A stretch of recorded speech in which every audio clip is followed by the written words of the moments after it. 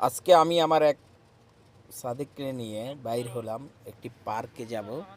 তো সৌদি আরবের পার্কগুলো আসলে অনেক সুন্দর। সেখানে বিকেলবেলা হলে অনেক মানুষের সমাহার ঘটে এবং পার্কগুলো বসার জন্য উপযুক্ত। সকাল থেকে বিকাল পর্যন্ত এখানে কোনো মানুষ থাকে না, কারণ এই দেশে প্রচুর তাপমাত্রার কারণে তেমন কেউ পার্কে আসে না। বিকাল 4টা 5টার পর থেকে রাত 12টা 1টা পর্যন্ত পার্কের মধ্যে মানুষ আসা যাওয়া করে এবং এখানে সবাই ফ্যামিলি নিয়ে আসে, পরিবার নিয়ে আসে, এসে এখানে আড্ডা দেয়। তো আমরাও চলে আসলাম আমার এক সাদিককে নিয়ে আজকে এই পার্কের মধ্যে আড্ডা দিব, কিছুক্ষণ দুষ্টামি করব।